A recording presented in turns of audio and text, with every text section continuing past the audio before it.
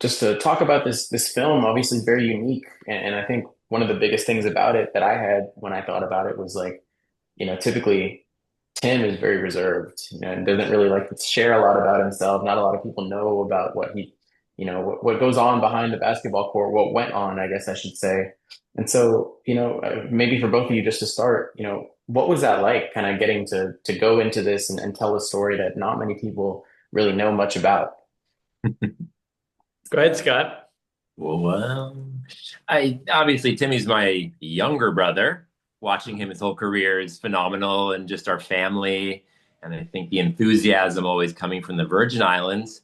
And yeah, Timmy is he plays the game. He plays the game well, and he was just letting everything else go at that time.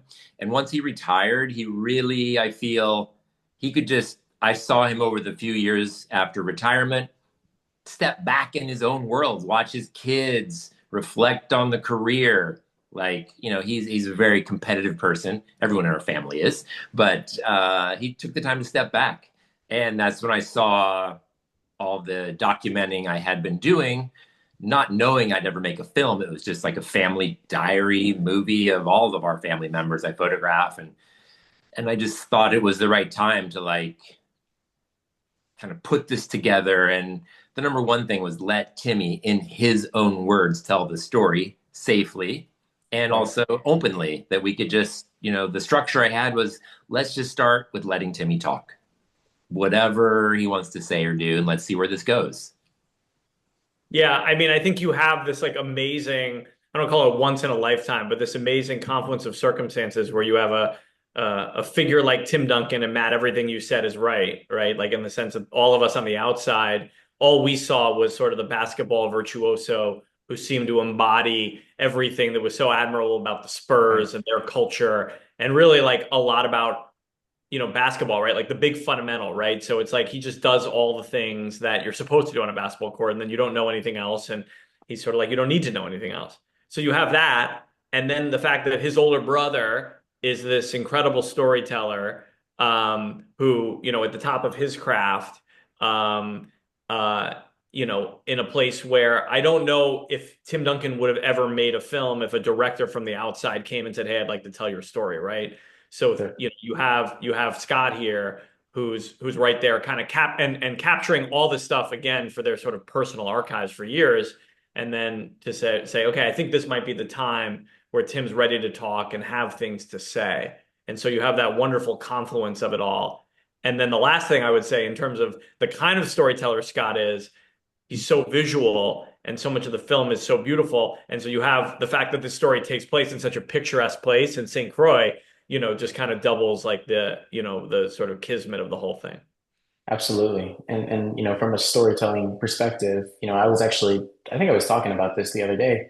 You tell so many other people's stories, when you're in a line of work like this, whether it be on the visual side or the written side. You know, Scott, did you feel any more pressure, I guess, when you kind of take the burden of telling a story that's your own in a way, or, so close to you, as opposed to maybe somebody else that you've done in the past? Yeah, it's a good question. You want to get it right. And it was Right. definitely, it's so close to the heart of me, of my whole family and our father. And, it was emotional a lot of the times of just, what should I tell? What's the right scene? What is the right feeling? Letting Timmy talk. It was the most challenging thing I've ever done in my life, for sure, which is, it was a great challenge to take on. We love competition and challenges, like I said. And this was, to get it right. How do I get it right? What is the story to tell? What is the values I want to get across in the film? What is the visual value is very important to me. So yeah, that really, that emotional meets. You get one chance to do this, like Aaron said. So I was like, let's get the feeling right, the flow right, represent Timmy as an individual, get the Virgin Islands represented, and get my vision represented. And so that was the biggest challenge. Sure. And I guess, growing up with Timmy, what was that like, kind of watching him make the switch from, I mean, Olympic swimming dreams to all of a sudden he's picking up a basketball and goes down that path. What was that like for you?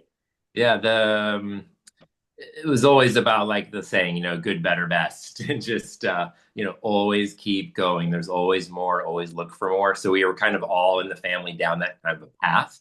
And just seeing him, the natural steps, like the unplanned destruction of the pool to, oh, I need something to do. And let's basketball started. It was something that was easy to play on the island. A lot of people were playing then at that time, so we did have a lot of older competition to just like learn kind of the street ball style of the island a bit. And again, not being rushed, but just taking your time step by step, but always moving forward, like he did from his career. Absolutely.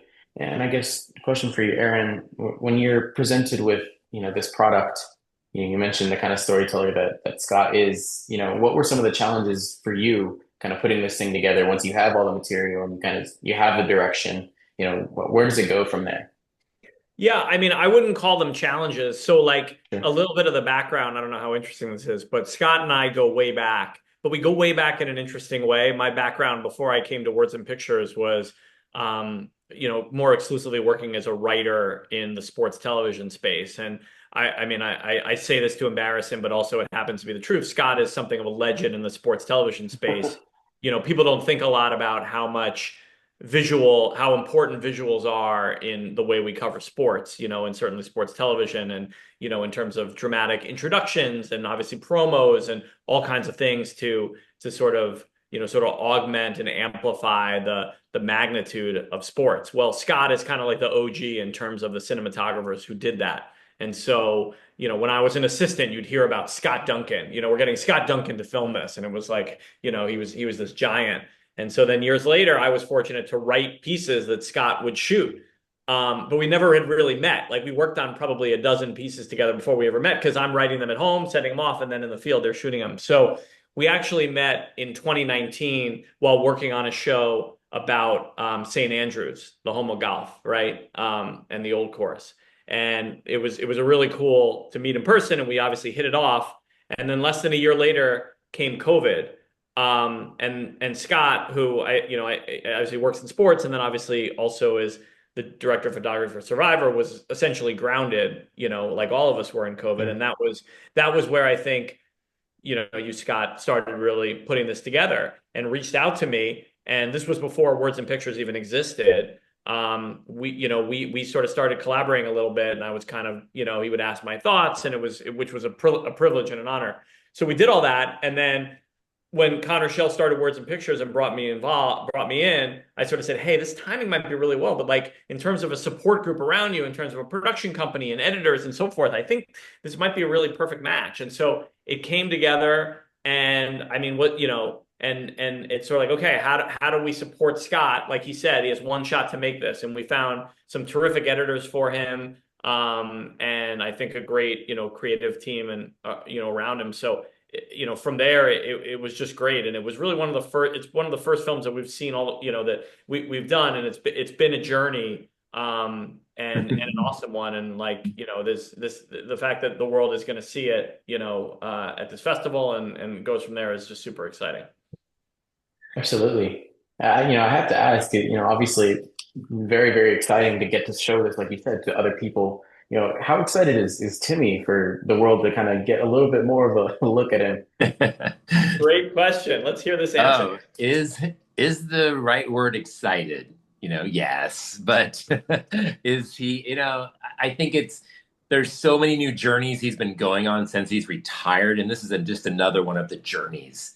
Right. Like after the 1 year, 2 years of retirement, I taught him how to ride a motorcycle. He started taking motorcycle trips around the world with me because I love taking these motorcycle adventures in the desert or South America or, all around Africa. And so I would start bringing him with me on these journeys so he can experience these places. And, making this film was another journey and a mindset of like remembering things he didn't remember that I found footage for and showed him. And he was like, wow, I have no recollection of that. Like, because he was so game on focused to get the job Yeah. done. And so this is just another, like a step for him, I think, to enjoy retirement finally, and even more. There's going to be a lot of great, friends of his from college coming, some professors, instructors, coaches, teammates, people from back home in St. Croix are coming. So it's going to be another journey for him to enjoy and kind of see, what my style of filmmaking as well. He trusts me and Sure. understands my style, so he 100% trusts me in the making of the film. But just the whole process is another step for him, I think, in this retirement phase of like, what do you do after you retire after an amazing career like that? How do you top that? So I've just been trying to also do things with him like this that I think are important, number one, but also it's a great thing that he and I can do together. Absolutely. Having it premiere in Austin, what's cool, what's special about the Austin Film Festival that, kind of gets a chance to see this film for the first time? The Austin Film Festival has, they really like films that tell stories. It's a home court game for us practically in a way, which is so beautiful. I can share it around the San Antonio, Austin area, the world premiere. And, all those persons that are really familiar with understanding Timmy's career are going to have a little bit of chance to see behind the curtain some more of what went on between some of the games or his life and his early life back home in St. Croix, which really reflected, why is he the way he is? I always say, well, do you know where he's from? And that always comes back to that statement. Absolutely. And I guess Aaron, obviously Scott's had a lot of experience with Timmy, but what was it like for you to kind of get to work with both of them in this realm and then put this together? I mean, uh, just super cool in terms of a basketball story. Like I'm a basketball nut, and I think to relive all this and to just explore who he is. I think the coolest thing is that obviously there have been a lot of stories told around basketball. I mean, we've told stories about other icons and legends, past and present. Um, Tim is so singular as a character and also just a story when you think about the aspect of where he's from, how much that shapes him, and then also, where he ended up, right? I think the Wake Forest interlude is really interesting in terms of what that meant for him and what that program was at that time and where he took it, and what college basketball was then, which was a very different sport. And then obviously just coming to San Antonio and, it's chronicled that he almost left at one point, but the idea of staying home and what home means to Right. him, like all that stuff is stuff I love to rap about and to do it in an authentic way with such a big star and have the privilege to tell the story, with these two guys in this scenario was a dream. Absolutely. Yeah, and I really just had a couple last questions, for both of you. What are you most proud of with this final product, with the way that it came out, the way that the story was told? What was it that kind of spoke the most to you guys after, all said and done? Mhm. I mean, I'll jump in. I mean, the word authentic comes to me like this is Good. like so many films, you know, just a lot of things can happen in the filmmaking process that can make things complicated. And as much as any film I've ever worked on, this is the film Scott wanted to make. This is the story he wanted to tell. So to be able to kind of help make that happen, and also like everything we did was towards that mission. It's the kind of thing where I mean, Tim has seen the film, he loves the film, and like I don't worry about the world seeing it because I know that this was the authentic story that these guys wanted to tell. And like, you can't always say that about films. I'm not trying to like be cryptic about it, but there's just such a purity. This is the story that Scott wanted to tell, and that's what's on screen. Yeah. What about Yeah. you, Scott? Yeah. Aaron supporting me and talking through because like he said, he's basketball, super fan of understanding the sport and the athletes.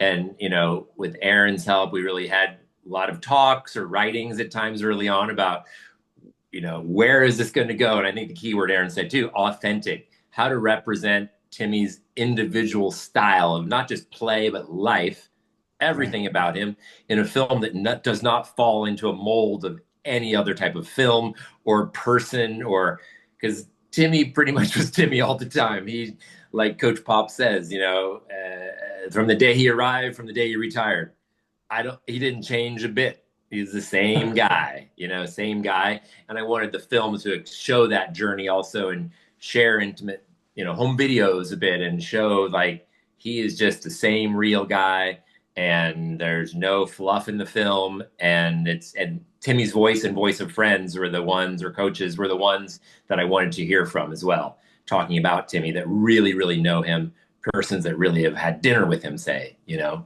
Right. Um, but I'm super happy with what Aaron, Words and Pictures, their support and the longevity of the island pace. We're not in a rush sometimes. So getting this done would take a few years, maybe, Aaron, right? So, but I couldn't be happier with the final product, and the family really enjoys it. And we have something that's like 10, 20, 30, 40, 50 years. Kids, our kids, like what was going on at that time with Uncle Yeah. Timmy that they can watch. You know? Absolutely. And, I guess when you look at a film like this focusing on an athlete, sometimes it's like, oh, well, they had to stop. They played here. But I think it's a little different when you talk about the Spurs. It's not just he played there. He almost was the Spurs. The Spurs were him. Yeah. Was that challenging at all to kind of portray that in a film, or was that easy? They do live that life. The Spurs, when you're a Spur, you're almost like a Spur for life. When they're, Right. like Fab talks about that a bit. He came from Argentina. Manu talks about that.